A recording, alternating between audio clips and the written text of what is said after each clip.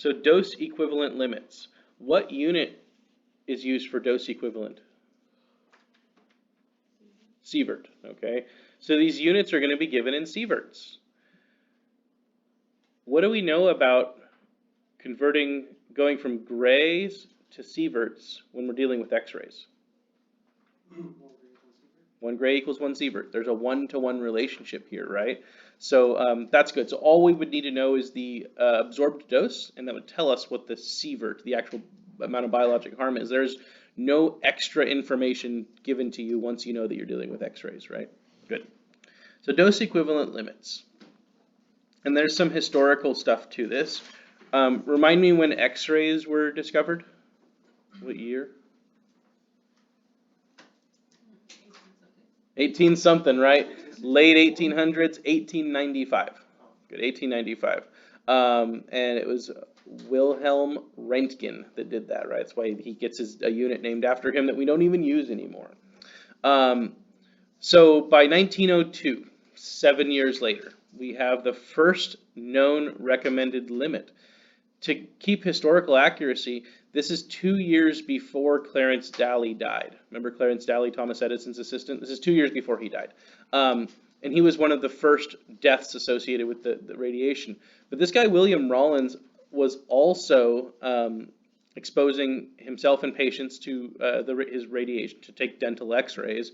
And he noticed the same types of things as Daly did. He died too from radiation. He got radiodermatitis of his hands, and he got malignant cancer because of that. By this time, he had to have understood that there was damage coming from this, and he came up in 1902 with his first rule, which was you should limit your amount of radiation exposure to as much as would fog a piece of photographic film in a day. So you keep a piece of photographic film next to him. And at the end of the day, if that film was fogged, right, was exposed at the end of the day, you go, all right, I got too much that day. The next day, let's try to turn it down. Let's use less tomorrow, okay? Because, I mean, no radiation detectors. All they had was photographic film to measure with, right? So he's like, all right, enough to fog a film per day, all right? Then I'll keep it below that. He died from radiation exposure, so his idea wasn't great, but it put us on the right track to we should limit our amount of exposure, right? That enough to fog a film per day was about 100 millisieverts per day, which is not in a single dose enough to cause any severe biologic harm, but cumulative it will. By 1925, we had a better understanding of this. The person who the sievert was given to, the sievert unit was given to, the name was given from, sievert recommends 10 millisieverts per week as a maximum and 500 millisieverts per year. So there's a weekly maximum and a yearly maximum. Don't exceed your weekly maximum and don't exceed your yearly maximum. That was 1925. About that time, you get the U.S. Advisory Committee on X-ray Protection forming and adopting this amount, and then subsequently cutting it in half several years later. So it came down in a few years, mid-1930s, it came down to 250 millisieverts per year and 5 millisieverts per week as a maximum. By 1959, we knew a little bit better. We had a lot more studies done. We got a better idea of, oh my gosh, radiation's harmful. We should probably limit our exposure to that even more.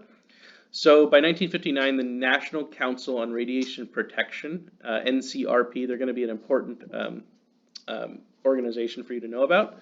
They brought it down to 50 millisieverts per year. How many weeks are in a year? 52. 52 weeks in a year. So it's about 1 millisievert per week, roughly. Okay, it's 50 millisieverts per year. 0.2 millisieverts per day, roughly. And it is the same. It has not changed since 1959. Now, there were some attempts to change it. They say in 1991, the International Council on Radiation Protection, the ICRP, recommended bringing it down to 20 millisieverts per year, but the NCRP in the U.S. maintains that, and we follow U.S. regulations, so there you go. We still follow that same limit, 50 millisieverts per year. Here in the U.S., what about other parts of the world? They follow the ICRP, which I believe the ICRP did change it. Yeah, you can look it up and see if they kept it. I don't keep up to date with them. The NCRP is who you definitely need to follow. The NCRP will put out two different publications. They make what are called statements, which are short 1 or 2 page summaries of here's some information we found out. And then they put out what are called reports. Reports come like every decade or so, and they give lots of data, lots of information, and make official recommendations. Statements from them make recommendations, but don't try to put anything into actual like best practices. And that the NCRP is going to become important for you guys. We'll learn about their reports, like report number 112 and blah, blah, blah. We're going to learn about their reports later and where these units are coming from and how they got to these units. But importantly, the current limit for the United States is 50 millisieverts per year for the worker. So again, just to be very clear, this is to deal with occupational dose, okay? We measure your occupational dose, right? That's done by your badge that you wear. We'll learn about the badges later. And from that, we can tell how much radiation you are being exposed to, and we can determine how much biologic harm can come from that. And we keep you below this 50 millisievert per year level to basically limit the amount of biologic harm to almost negligible or negligible completely, right? Practicing radiographers currently average between 3 and 5 millisieverts per year. So we're like at 1/10 of the occupational limit, okay? We're not anywhere close to the occupational limit for a normal radiographer. And that's including all radiographers. Those are the radiographers working in surgery with no very close to the equipment. Cardiac catheterization, CT, which we're on the other side of a barrier in CT, mobile radiography, all with no control consoles and no barriers, no like physical walls between the patient and you. So that's including those workers. You guys are limited techs, always stand behind a control console and are always behind a barrier. So your actual dose will almost always come back with a little, the unit given in as M for minimal, right? Not measurable, okay? And so yeah, your dose might not actually be measurable. It might actually be that low that we can't measure it, okay? But an average worker sits at about 1/10 of the annual dose. And so it's a safe place to be, right? Okay, so current occupational dose equivalent limits, we call them dose equivalent limits or DELs, dose equivalent limits, because they're expressed in the unit of sieverts.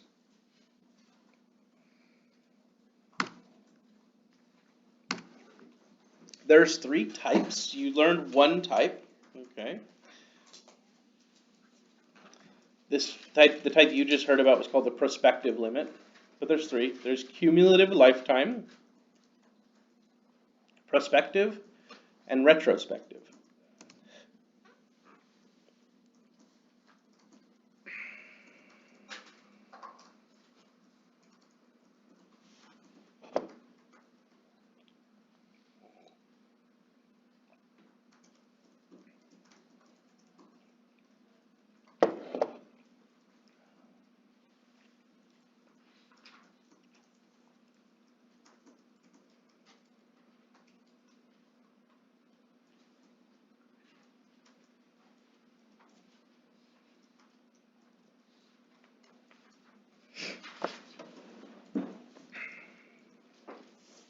Okay, so we've got our 3. We're going to look at each of these 3 right now.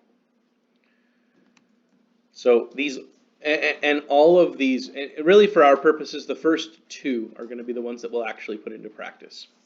So all radiographers have a cumulative lifetime limit. This lifetime limit is 10 millisieverts multiplied by your age in years. So however old you are, multiply that by 10. And that's the unit in millisieverts that you can have as your maximum at that point in your life. So if a person is 30 years old, Okay? What is their cumulative lifetime limit? 300 millisieverts. Okay? So if over their course of work, they get a report back this month, and they're 30 years old, and the report says their cumulative lifetime dose is 310 millisieverts. Okay? They've exceeded their lifetime limit, even if they didn't exceed the yearly limit. Okay? If that's the case, and that happens, the corrective action is to limit furthering the dose to 10 millisieverts per year. So their prospective limit, the 50 millisieverts per year, is now, if they exceed their lifetime limit, now drops to 10 millisieverts per year until they age enough to overlap that, to get past and now have their age and years give them a lifetime limit that is higher than their actual lifetime exposure. No one gets to this. No one gets past. I mean, you'd have to try really, really hard to get a lifetime limit that is higher than your age and years times 10 millisieverts. I mean, I'm 31. I'd have to have my lifetime limit's 310 millisieverts, and I don't have anything. I might have 25 or 30 millisieverts in my whole life, right, as a radiographer. Now, there's one major problem with this. How old do you have to be an X-ray tech? 18, right? So the one major problem with this is, if you are 18 years old and you get hired on your 18th birthday, right, you have a cumulative lifetime limit of 180 millisieverts, right? If there was no yearly limit, okay, the 18-year-old could get 180 millisieverts in their first year, okay, without exceeding anything, without exceeding any limits, because you basically start off at age 18 with 180 millisieverts of lifetime limit available to you, okay. So that's one problem. It's designed for long-term control, okay. It's designed for your life in the field. This by itself does not help for short-term, for yearly control, okay. So so by the way, in the United States, as they say correctly here, it's illegal for minors to be employed in radiation occupations. You have to be at least 18 years old. Well, while you could in principle start this program at 17, you couldn't be employed until you're at least 18 years old. Yeah. So does that mean that if you're 17, you can't do your x-rays at all until you turn 18? Correct. You'd have to turn 18 before you took your x-rays. Yeah. That's why we limit the age of when people can come in, because people can graduate high school early, but we can't let you into the school unless you're going to turn 18 before you start collecting x-rays. Yep. And yeah, once you turn 18, you have a cumulative lifetime limit of 180 millisieverts, and you're starting off with no exposure, right? So you could get 180 in your first year without exceeding the lifetime limit. So again, this is designed for your career, right? Good. And you'll know this. When we get by the way, when you graduate from us, ask for your badge reports. Ask for a copy of your badge report so you can have that, so you can know, like, what did I get when I was a student, right? Because that's part of your lifetime limit. It is no one's responsibility but yours to make sure that you keep track of your lifetime limit, okay? Now, at work, right, you're going to have your own separate badge reports where you work. When you have your own badge from the place you're employed at, you have to add those together. You have to add your old stuff to your new stuff. No one's going to keep track of it for you. Okay, the badge companies won't keep track of it for you, but they would keep a record of it, right? But different employees use different badge companies, right? We use a very common badge company called Landauer. Lots of employees do. Lots of companies do, but not all of them. Okay, so you'll have to make sure that you get a badge report every time you get a new job. Take your old badge reports and get a copy of them and take them with you. Keep them in a record for yourself. Okay, so that's your lifetime limit. Your lifetime dose is included on the badge report. So as long as you've been with that badge company, you'll have a lifetime dose tracked for you, as well as you'll have the quarterly report as well. The next is the one you heard about. It's the more common one used. It's the yearly limit. We say, all right, January 1st, 2023, you're going to start off with 0. And you can get up to 50 millisieverts in that year, as long as in that time you don't exceed your lifetime limit either.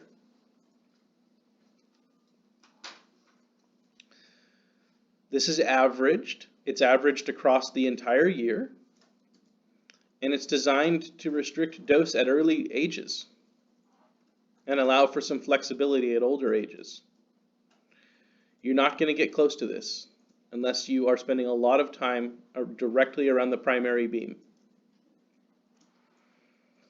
50 millisieverts per year, prospective dose limit.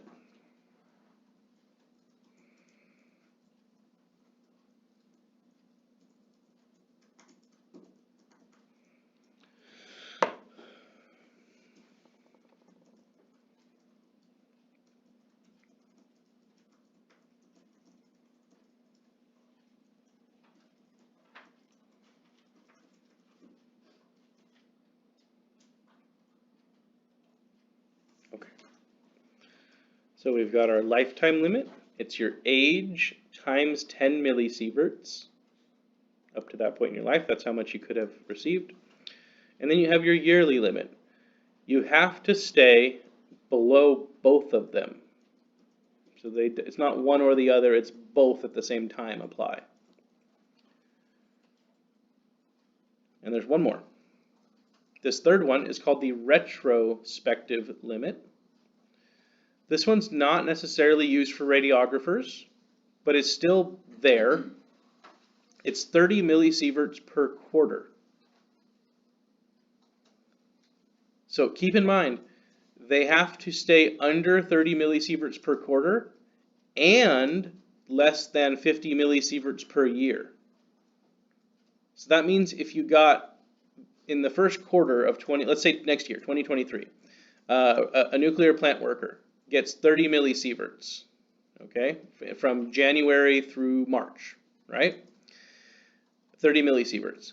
How much can they get for the entire rest of the year?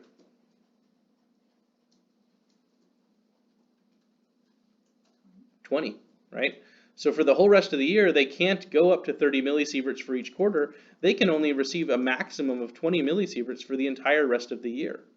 So there is all of these count at the same time, okay? There's a retrospective limit of 30 millisieverts per quarter.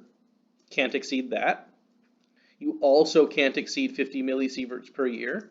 And you also, on top of everything else, cannot exceed your your age times 10 millisieverts for lifetime.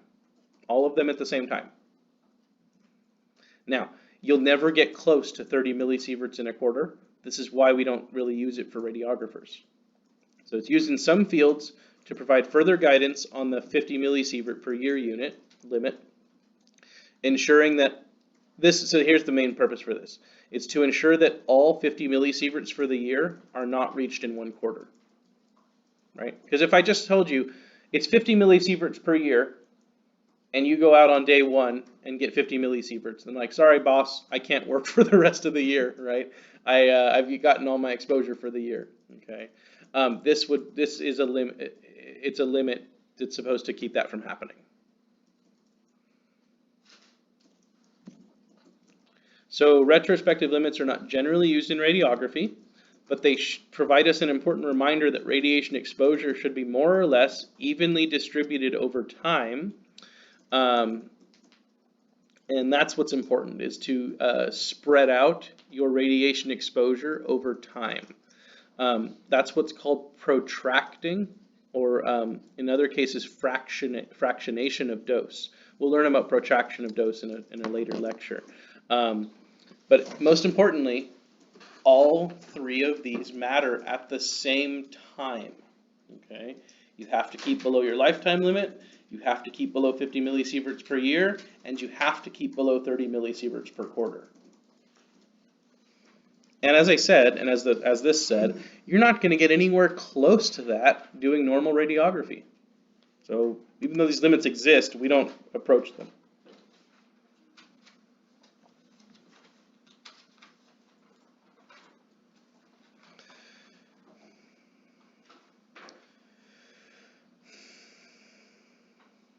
Okay. So we have ours, okay? And then there are some other units to get used to as well. So as you see, and let me see if I can.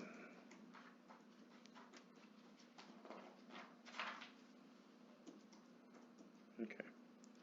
So as you see, we have limits for ourselves. We also have limits for the general public. Okay.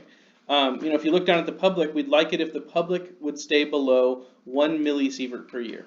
There's just no reason for the public in general to be receiving that much radiation. So you think about not like the public in the medical office, but the public just in general. Okay, keep the amount of radiation the public gets to less than that. Good. Other things to look at, let's go back up to occupational at the top. So cumulative lifetime limit, 10 millisieverts times your age. That implies a yearly limit of 10, right? Every year you age, you get 10 more, right? 10 more millisieverts available. The prospective yearly limit of 50 millisieverts, implying about 1 millisievert limit per week. There is an embryo or fetal dose, which I'll expand on in just a moment here, but that's 0.5 millisieverts per month. Okay. There is a limit for students under 18. I'll tell you about it in just a second. But notice that it's the same as the general public, right? There's plenty of minors in the general public, so students who are working around radiation and are under 18 have to follow the general public limit. Okay, so why would a student under 18 years of age be around radiation? Well, think about like physics laboratories, things like that, right? If you're in science classes, they might have a radioactive source and you're gonna do experiments with it, okay? And you're under 18. You can't work in the radiation field, but you can do science experiments that use radiation, okay? And then as long as you're kept under the general public limit, then you can do that. This next one, under the student under 18 limit, that says emergency, 1 event per lifetime. Okay, this one's really for like emergency workers, first responders, firefighters, paramedics, search and rescue type people, police officers, military. If there's a nuclear event, okay, they're allowed up to 1/2 of a sievert in that event, in that one lifetime event. Okay. 1/2 of a sievert's a lot. It's 500 millisieverts, which our yearly limit is 50 millisieverts. So it's 10 times our yearly limit in one event. Okay, but importantly, 1/2 of a sievert is not enough to cause death. It's enough to cause plenty of biologic harm, and it could definitely harm the person, but it won't kill them under most normal circumstances. So in an emergency, to save a life, to save lives, they're allowed that limit. And if that ever happens, they can never do it again. Okay, that's the 1 event per lifetime in an emergency. It technically applies to anyone working in radiation, but it's only really utilized by people who are emergency workers. And if there's a nuclear event, they are allowed that limit. Okay. Yeah. So I have a question for the lifetime. Yeah.